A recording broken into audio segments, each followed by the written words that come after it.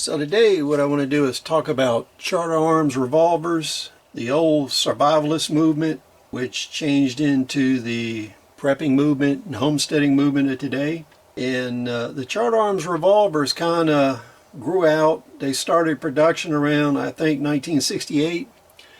And in the 70s, 80s, and 90s, Charter Arms really came into their own. And what I'm going to talk about today is the old model ones. Those are the ones I have. I haven't done any tests, and I haven't owned any of the new production ones that you see out today. So I'm going to limit the discussion to older model Charter Arms. Charter Arms, the variety and the calibers they offered grew out of the survival movement and also the concealed carry combat handgun movement. When I was a young survivalist, I used to get Combat Handguns magazine and American Survival Guide. And the two things in there I always wanted was the China diesel tractor with the front end loader and the backhoe, which I never got, and some of the new Charter Arms revolvers they offered. Now, the thing you got to remember about Charter Arms revolvers are they are special purpose revolvers. They're designed for concealed carry. They're very lightweight. They're a solid frame, so the designer made these very lightweight and got rid of the side plate that normal revolvers have. And one of the things they used to advertise a lot in Combat Handguns and in American Survival Guide was their original product, the 38 revolver, 5-shot undercover. It only weighed 1 pound. So this is a older model, nickel plated. And to my knowledge, the 38 Special 5 shots were the only ones that were nickel plated. And I haven't seen any other models that were nickel plated other than commemoratives. But there's a couple things you need to know about Charter Arms revolvers. Number one, they are not a heavy duty design. These guns are specifically designed as lightweight concealed carry firearms. And some of the design features that make that possible have some downsides to them. So when you look at the Charter Arms revolver, these characteristics are typical of all of the old model Charter Arms revolvers. The 357 mag revolvers have some other issues we'll talk about when we get to them. Now when we look at this 5-shot revolver, there's two things you need to know about Charter Arms revolvers. Their main weakness is in the latching system. So here where this latch is, you have 2 springs and a screw, and you have a plunger and a spring. If this gun is set up properly, the cylinder opens very easily. Now the other part of this system, when you look at the gun and you cock it and you look down in here, you will see there is a plate and it has a screw in it. This screw is part of the system. So when we open the revolver and we look in the other side of it, you will see here that the cylinder release plunger is a screw. This screw for the revolver to work properly, has to be flush with this plate. So when you're using Charter Arms revolvers, you need to check this screw and make sure that it is flush. Otherwise, you may not be able to open the gun, or it will open hard. So if you're going to do a lot of work with Charter Arms revolvers, you need to get a small precision screwdriver set like this that has the flat blade to adjust that screw. Now, I've worked on these guns for over 30 years as a gunsmith. And what I used to do before you had Loctite products is in here where the end of that thread sticks out for a screw that we saw in the plate, the tail of it is right in here. And I used to take a drop of clear fingernail polish after I adjusted it and put on there. Today I would use a non-permanent Loctite to do that. You do not want to use permanent Loctite to do this because As you use the gun and it loosens up a little bit, you may have to readjust that screw.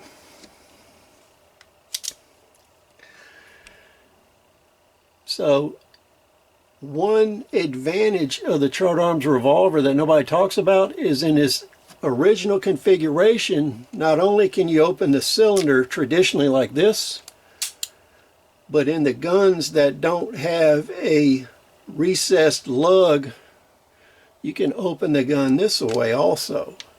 Okay, so you can pull on this and open the gun. That is critical with the 357 mag revolvers.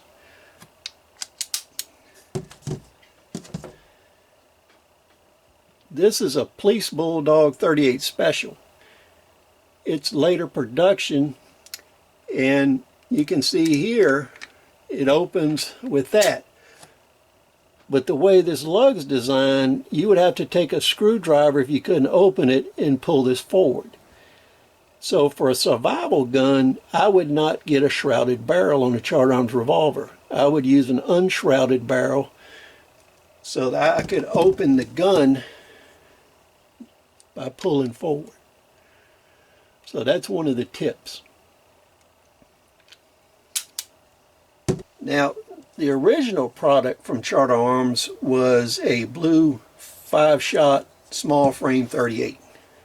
This is a very early Charter Arms 3-inch 5-shot revolver.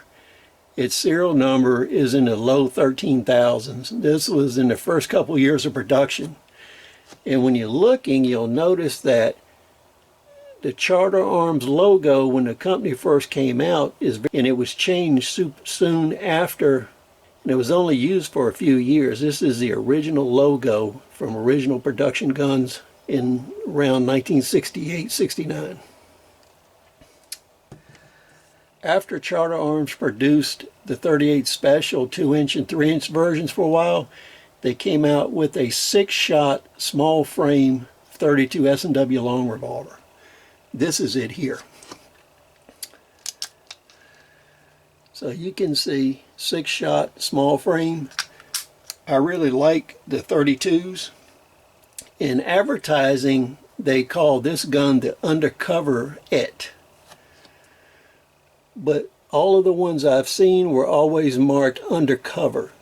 So you'll notice Charter Arms advertising doesn't always match how they stamp the guns.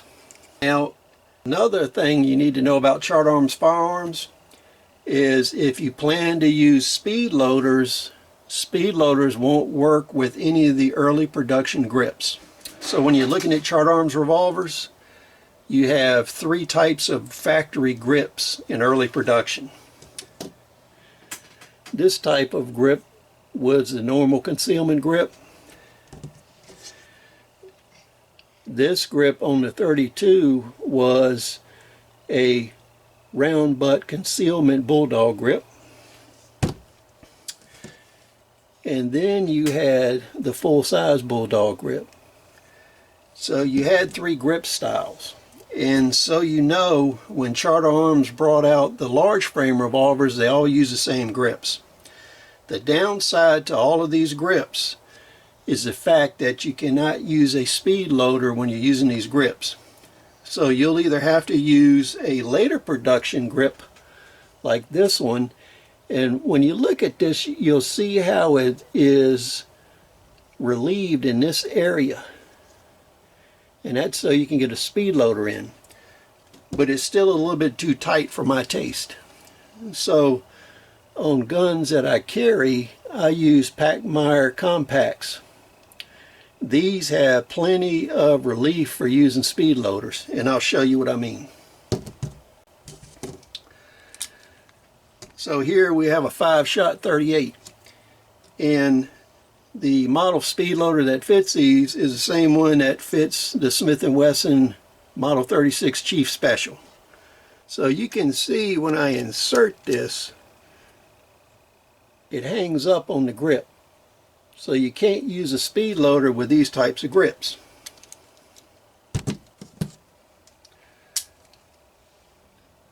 This is a later production gun that's 6-shot, and it has a Bulldog grip on it. The correct speed loader for these is a Smith & Wesson Model 10 speed loader. And you'll notice this is a 38 special gun, and when we look at it, it's not relieved enough where we get a clean insertion. You have to jiggle it and mess around with it, so it's not reliable.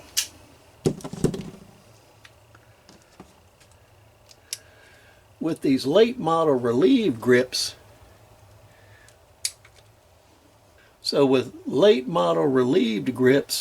it makes it a little easier to insert, but you still got to wiggle the cartridges a lot to get them in, which I don't like. So with the Pachmayr compact grips, you'll notice how easy it is to speed load. They fit right in. There's no conflict. You can turn the cylinder. So if you're going to use these with speed loaders, get the Pachmayr compact grips for them. The last version of the small frame that we want to talk about is the 22 long rifle and the 22 Magnum. The 22 long rifle 3-inch barrel with target sights, this gun was called the Pocket Target, and it's marked that way. Now this gun looks like it was designed late in life because they had to recess the cylinder, which I don't like. That can lead to problems, and you have to keep an eye on that. When you look at this, you'll see there's a ring cut right here on the back of this cylinder. So that tells me the 22 Magnum, they were having issues with the cylinder being long enough. So what they did is they cut a relief groove here. They cut a relief groove, and you can see right here where you have the cylinder stop, only a very small portion of the cylinder stop rides in this groove instead of riding at the back of the cylinder like it does on the 38 and 32 versions. As long as the gun's in good repair and you don't abuse it, this isn't a problem.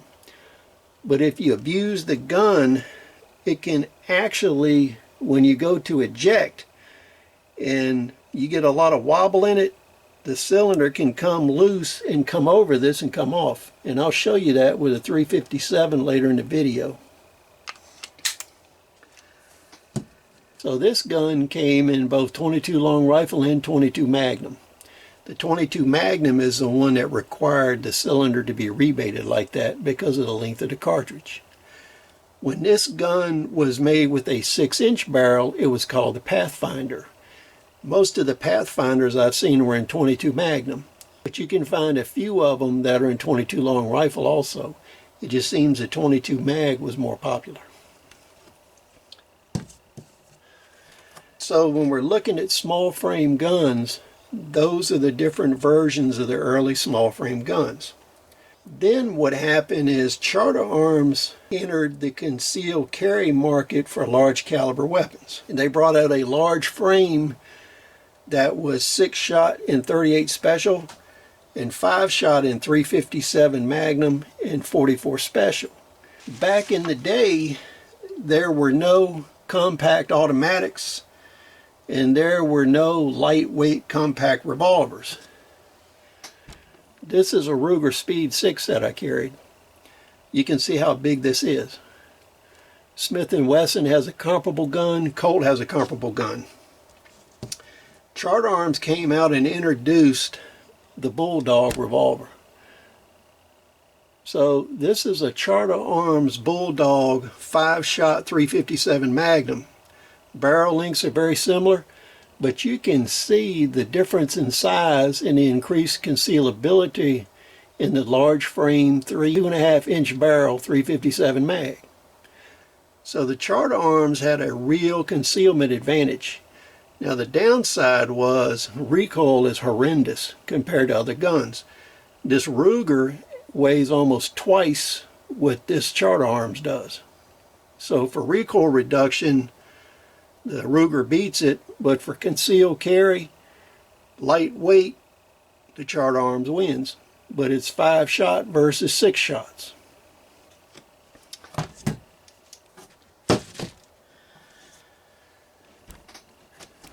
So Charter Arms bought this gun out in .357 Magnum and .44 Special, as well as a 6-shot .38 Special. These are all considered Bulldogs. So they'll have a little bit different names depending on how the series progressed in production. So when we look at this gun, this has the rebated cylinder. Now, the .357 is the version of the Charter Arms revolver that lasts the least amount of time in heavy use. You should consider these a heavy-duty .38 Special with limited .357 mag usage. If you shoot a lot of .357s in these, you're going to do a lot of retiming and shimming over the years.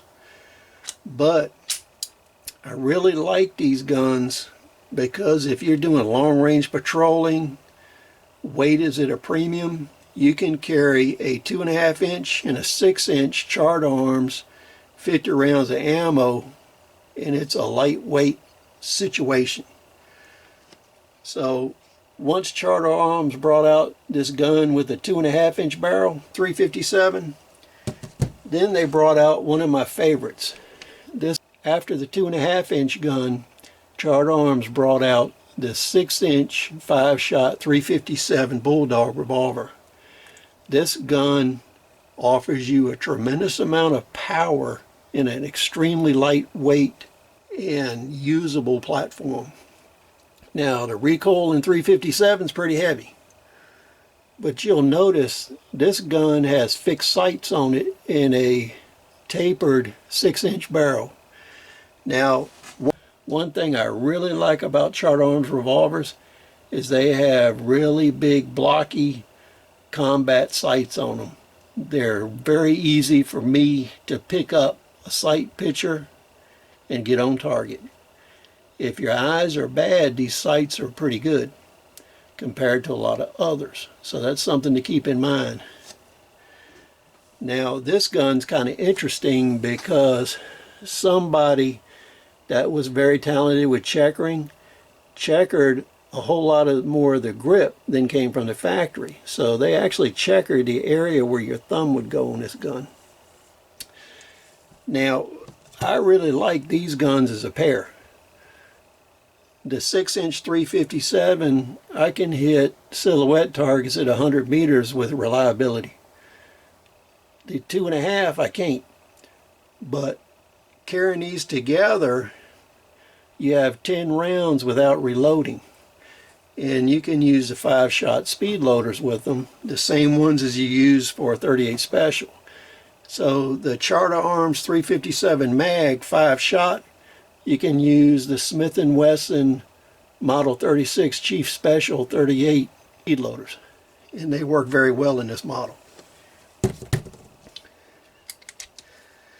Now, the downside I showed you to having the recessed cylinder and the small engagement with the stop, if guns wear a lot, this can happen, where the cylinder can actually jump it and slide back. So you can see how that's jumped and slide back, right? So that's something you have to watch for. You don't want to beat these cylinders around on this gun.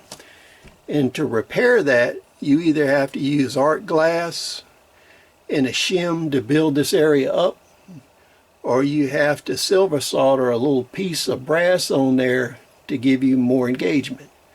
So it's not a hard fix, but you have to totally strip the revolver and use heat stop paste to do it if you're going to solder it. With the art glass, it takes about 5 days for it to dry and harden up, but it's not a hard repair to do.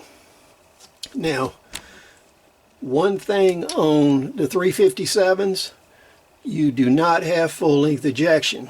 And you'll notice the ejector rod in here is narrow here, thick, gives it more bearing surface, but it gives you limited ejection. So when you eject the cartridges, you're still going to have to pull them out by hand before you can reload.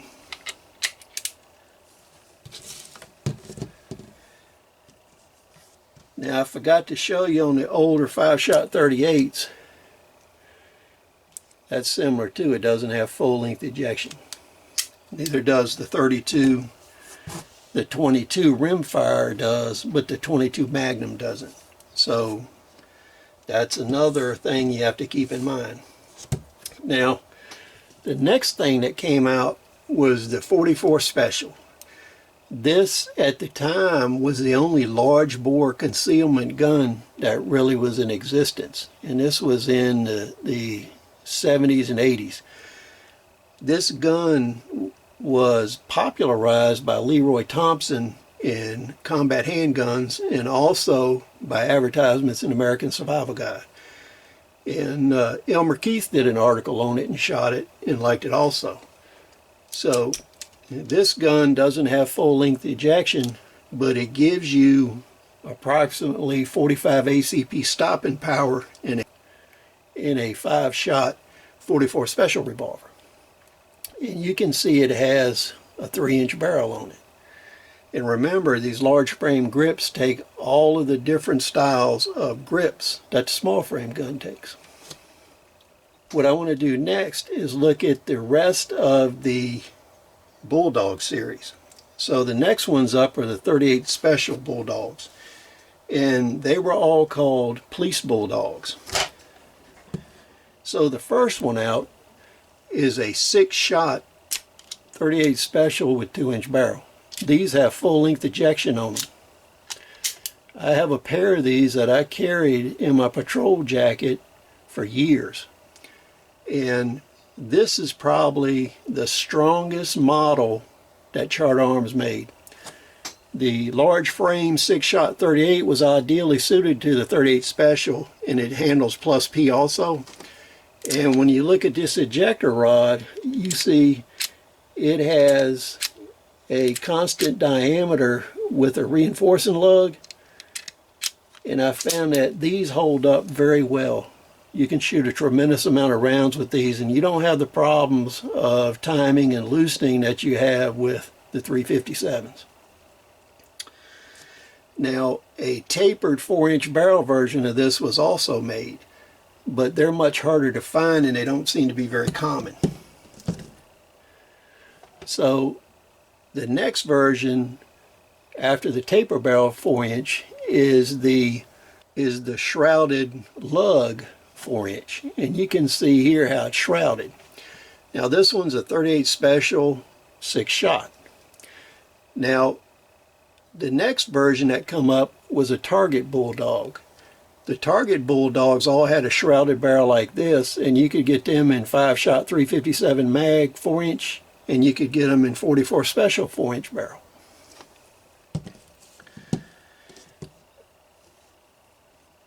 Later on, near the end of the Charter Arms production, they made a version of the Bulldog in 32 H&R Magnum. It's a 6-shot, and you can tell by the tapered grips, this is a late production model. The serial number of this gun's in the 900,000 serial number range, so it was late in production. Now the next thing up was the Bulldog Tracker series.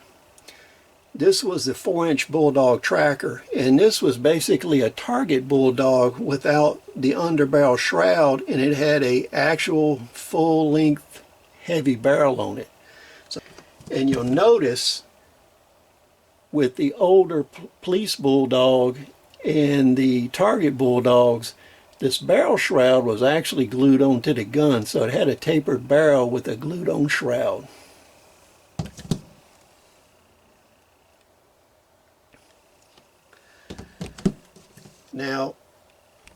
Now the Bulldog Tracker came in 3 barrel lengths. This is a 6-inch barrel length, and it's a full-length heavy barrel. When you're shooting this gun, you'll like this one a whole lot better because a heavy barrel gives you a lot more recoil control, and it cuts down on the kick. The version of this I don't have was a 2.5-inch model with the same target sights. Now the problem you got with this is some of the Bulldog Trackers were marked with Bulldog Tracker on them.